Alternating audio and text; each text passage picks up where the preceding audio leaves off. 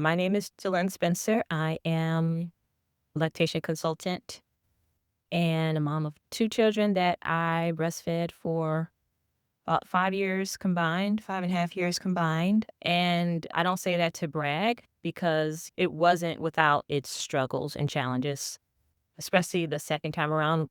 I found that it was actually harder the second time around, even though I thought I was like a pro at breastfeeding and I had years of experience, but breastfeeding has a way of humbling you and throwing you for a loop. It was challenging the second time around, way more challenging for a lot of reasons. One was my daughter had a tongue tie and just everything was different. I had to go back to work earlier and I actually experienced low milk production. And so this is one of the reasons why this topic has become something I'm passionate about talking about is because I struggled with it myself.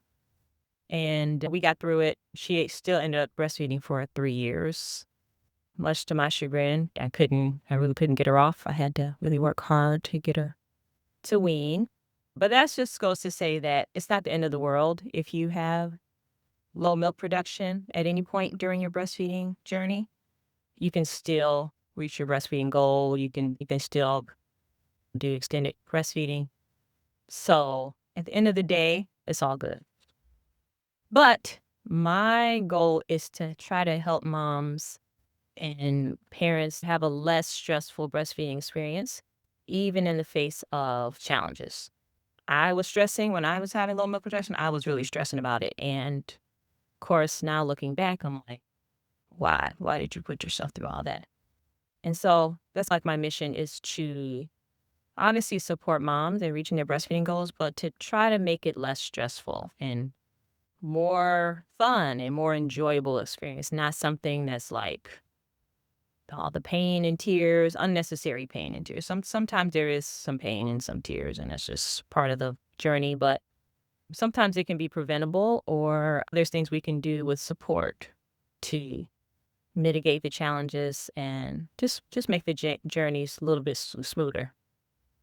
So today's topic is about oxytocin. And actually, this just came to me just out of the blue, but it's one of those things we don't give enough credit to, I think, when we talk about breastfeeding and milk production. And it just dawned on me how crucial this thing called oxytocin is. Oxytocin is a hormone. It's one of the main hormones that are part of milk production and your ability to breastfeed or pump. There's two main hormones. There's oxytocin and prolactin. So oxytocin is a hormone that's made in your brain, in your pituitary gland. And what happens is that when your baby suckles or when the pump is pumping at your breast, it sends a nerve signal to your brain and it triggers this hormone, oxytocin, to be released. So when that hormone is released, what it does is it sends a impulse down into your breast, pushes the milk out through the milk ducts, out through the openings, the milk pores on the face of your nipple. And that way the baby can get the milk. Oxytocin is also an important hormone during labor, right? It causes your uterus to contract. And so often when moms are in the first few days, sometimes week or so after having a baby, they'll notice not only that the oxytocin is triggering the release of milk, but also is contracting their uterus. That's an important function of oxytocin as well because you want the uterus to, after the baby is born, you want the uterus to clamp down so that you can stop bleeding, uterine bleeding after the birth. You don't hemorrhage, and it brings the uterus back down to its normal size over a period of time. Often moms will feel like, oh, I'm feeling like cramps in my uterus, feels like cramps. If you've had more than one baby, it can feel like labor pains. It can be pretty intense. And it's like the more babies you've had, usually the more work has to be done to bring your uterus back to its pre-pregnancy state. So it can trigger very strong, intense contractions, which feel like you're still in labor, which is not fun for a lot of women, but it just is what it is. But in any case, it has a very protective role to stop hemorrhaging, prevent hemorrhaging. So that's what oxytocin does. It stimulates the release of milk or the milk ejection reflex, or you hear people say the let down, right? So your milk letting down, your milk flowing. That's the role of oxytocin. So that's what it does on a physiological level, right?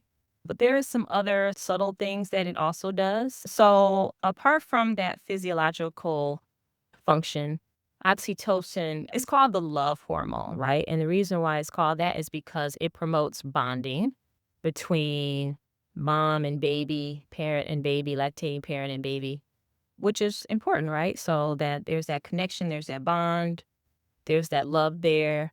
And that connection is what helps mammals to take care of their young, right? To give you that instinct to be caring and loving towards your baby for as long as they need you to be. It helps drive that connection and your desire to breastfeed and to continue to care for your baby, your young one.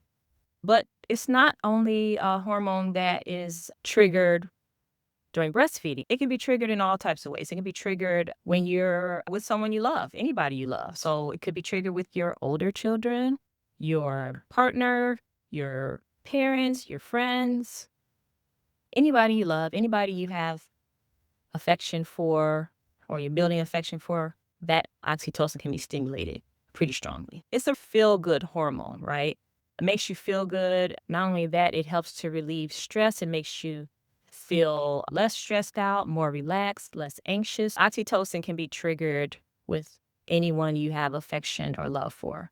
A lot of times when you're starting a new relationship, like the oxytocin is super strong because you're just like hearts in your eyes, like, yes, the feel good hormone. So my position is that the more we boost oxytocin in our lives, the easier breastfeeding is going to be. So you don't have to just get oxytocin when your baby is suckling, right? You can get it in all these other ways, and that will help breastfeeding, make breastfeeding easier. That'll help the milk flow easier. That'll help to relieve stress before and during breastfeeding. And then the other thing is that when your body is able to release the milk in a very easy way, right, then that means your breasts are going to be emptied properly, which in turn tells the body to produce more milk.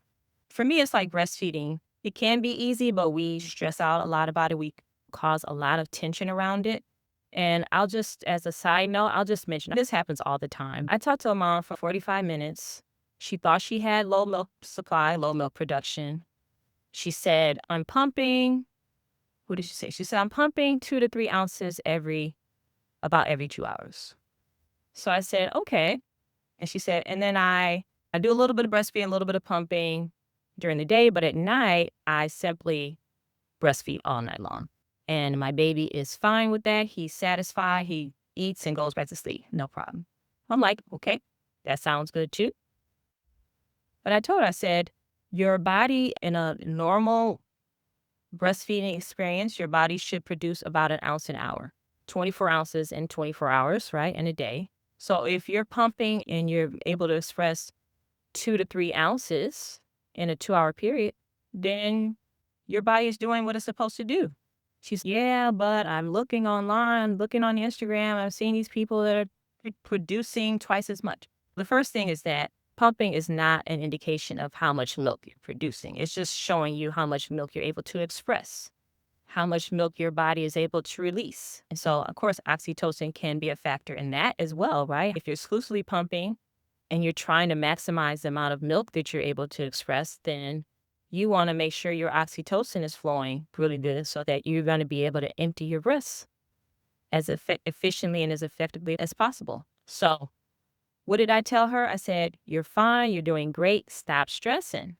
You're stressing too much. You're buying all these gadgets and things and products, and you're stressing yourself out. You're telling yourself something's wrong with you. Like your body's listening to all these messages you give it.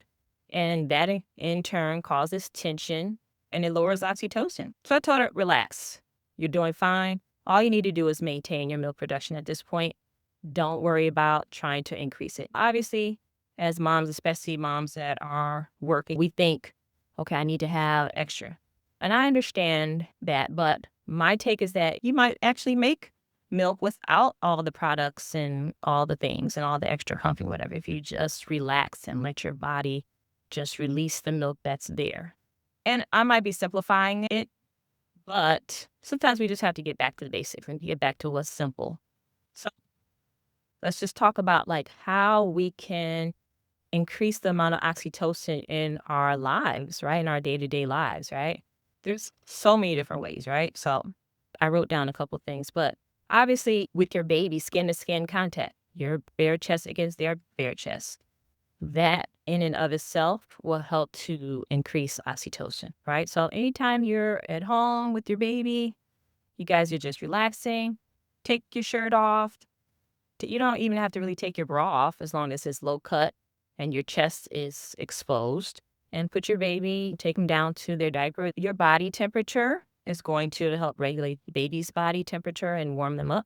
All you have to do is, if you're worried about them being cold, is just put a blanket over their back and that'll insulate the warmth. So that's one easy way to just do a lot of skin to skin as much as you can throughout the day. Any type of relaxation technique. So getting massages, yoga, deep breathing exercises. You can do self-massage. You can massage your own shoulders. I'm probably getting oxytocin release now just from doing that because I just realizing how much tension I have here. And there's actually an acupressure point right there in this called shoulder weld. It's like right in this area that has a lot of tension. And this point helps to release milk. Just massaging your own shoulders. You don't have to go to a massage therapist, although that's great as well. But you can just do a little self-massage, right? Yoga, there's plenty of yoga videos on YouTube. You can just watch a 10-minute yoga video here and there just to relieve some stress and help relax your body. Meditating, there's a bunch of yoga meditation videos on YouTube you can listen to before bed or in the morning, anytime, right? When your baby's sleeping, maybe you can't fall asleep. I remember with my second child, I had a hard time because, again, I was stressing out for no good reason. And it was hard for me, even though she was sleeping, it was hard for me to like actually fall asleep. I would try to lay down and shut my eyes, but it was like, oh, look, there's this happening that I need to do. But if you can't take a nap, at least put on a meditation audio and with your earbuds and just take some deep breaths for 5-10 minutes. That will go a long way to providing a little bit of oxytocin release, but also giving you that rejuvenation. Think of it as like a power nap, right?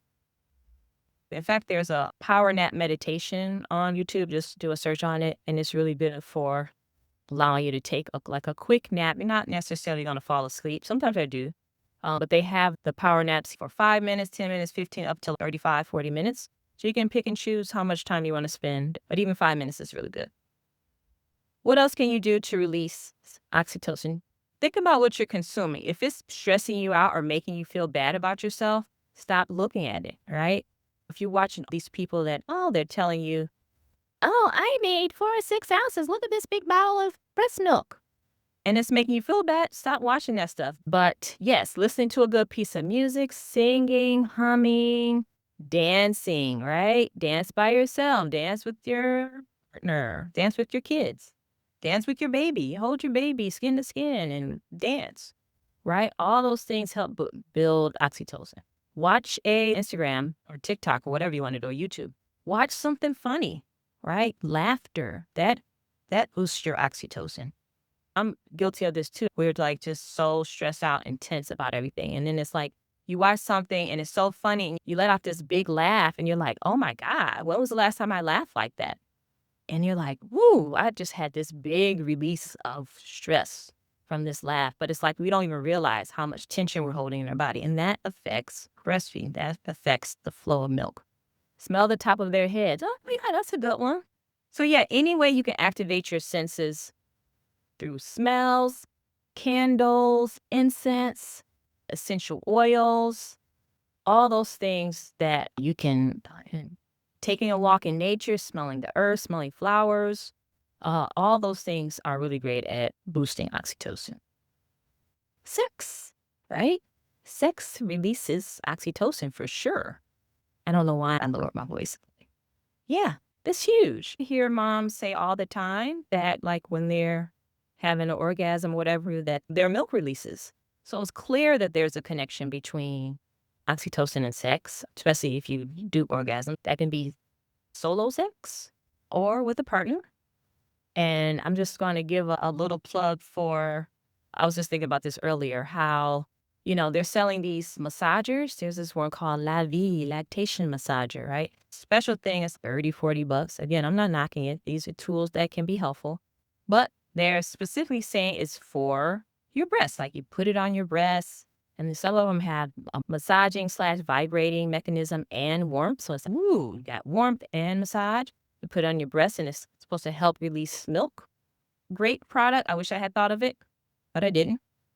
But in any case, they're telling you to buy this thing specifically for your breasts or for breastfeeding. And I'm like, why don't you just use a vibrator, right? You're killing two birds with one two birds with one stone, right? You can use it on your breasts and you can use it on your hoo-ha, right? It doesn't make sense to spend money on two different things, in my opinion. Yeah, just think about that. You don't need anything fancy. You can use a vibrator on your breasts and to have orgasms. I don't know if that was like a little too raunchy, but sex is a great tool, solo or with a partner. Even if you're postpartum, maybe you're before the 6-week check and you haven't gotten the okay that you can have sex, you can still have orgasms. You can still have self-pleasure. So keep that in mind and do it as much as you can, because it definitely helps relieve stress and boost your oxytocin. And then lastly, how you talk to yourself. Positive affirmations, right?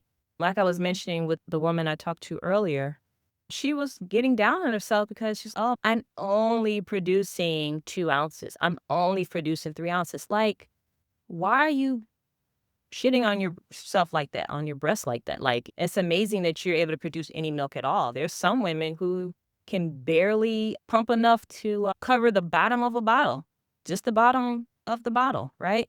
And you're only producing 2 ounces. Get out of here. That's amazing. So thank your body for that. Tell your body you're doing a great job. You don't have to say it out loud. Just say it to yourself. That 2 ounces, say, thank you, body. Thank you for producing this, generating this for my baby. That's amazing. That is totally amazing. So say kind things to your body because it responds. Your hormones respond when you're saying kind, loving things to it. There's all types of affirmations you could say. You could say, I love that my body is able to produce milk. I love that my body is able to nourish my baby. There's so many different ways you can affirm the good things that are happening around breastfeeding and not focus on the negative, right?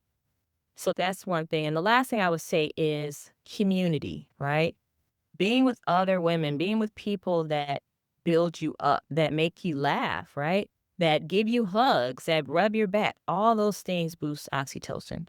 So hang around with people, connect with other mothers, other breastfeeding mothers, or just family members that make you feel good, right? If they don't make you feel good, try to limit the amount of time you spend with those people, right? If you go to a breastfeeding meeting or to a mom's meeting and it doesn't make you feel good, don't go back, right? Because you want to keep your oxytocin levels high. But yeah, and even if it's not a mom group, if you found a nice group on any topic or anything that you enjoy doing, surround yourself with those people because that will help you feel good and boost your oxytocin. And at the end of the day, it's all about centering your happiness. I heard this quote on YouTube. The quote was, center your happiness and everything that matters will fill in around it. And I think that's like such a great mantra or motto or whatever. Focus on your happiness and the other stuff, the things that matter, the things that are important, those things will fall into place, right? But you need to focus on you, your happiness. And I think a lot of times as women, we are made to think that we shouldn't do that. Especially, I don't know, maybe the younger generation doesn't have this issue. I'm Generation X, so a little different. But yeah, I got the message that I should focus on other people's happiness and that should be my focus. And that's played out in all types of ways in my life and relationships and things like that. And I'm just getting to a place now where I'm like, no, focus on yourself. Obviously, you have to take care of your family, your babies, your kids, whatever, but you still need to focus on self-care. You need to focus on your happiness, just like they say when you're on the airplane, put on your mask before the children. You still have to take care of yourself first in order for you to be able to take care of your children and any other people in your household or in your family, whatever. So center your happiness. And if you focus on that, you focus on building your oxytocin, feeling good, then everything else that matters will fall into place around it. And that might seem counterintuitive, but trust me, I'm just starting to do that and it works. Oh, and good food, good nourishing food that also boosts your oxytocin because it engages your senses, the smells, the tastes, all that stuff. Maybe the connection with other people while you're eating, all those things make food a great way to boost your oxytocin. So those are just some ideas, some tips to make it more easy to breastfeed, to pump, to enjoy breastfeeding, right? It shouldn't be this thing that is just so grueling and that we're just like, we're counting down the months to try to get through it. It should actually be enjoyable. It should be because you are releasing oxytocin, it's supposed to make you feel good when you're doing it, right? But if you're stressing out about every little thing, if you're worrying about every ounce, and you're trying all these other things, the gadgets, the pumping, and obviously pumping is important if you're not pumping enough, but the extra pumping and you're scrolling through Instagram, comparing yourself to others and trying to figure out what tools that they bought instead of focusing on your happiness and focusing on what makes you feel good, that's counterproductive. So make life easier on yourself. Focus on boosting your oxytocin. So, in any case, that's all I had for you guys today. But I did want to mention that I am in the process of creating a system that speaks to this whole concept of boosting your oxytocin to make your breastfeeding experience easier and to help boost your milk production. And it's called Manifest More Milk. If you're actually having low milk supply or low milk production, it'll actually help you to figure out what happened, like why you might be experiencing low milk production, and then it will help you devise a plan and a strategy for boosting it back up. Thanks for watching. Let me know what you think. I would love to hear your ideas on boosting oxytocin, bringing more oxytocin into your lives and make breastfeeding easier and less stressful. And if you're interested in Manifest More Milk and want to learn more about it, sign up so you can get notified about it when it drops. Okay. All right. Have a good one. Bye.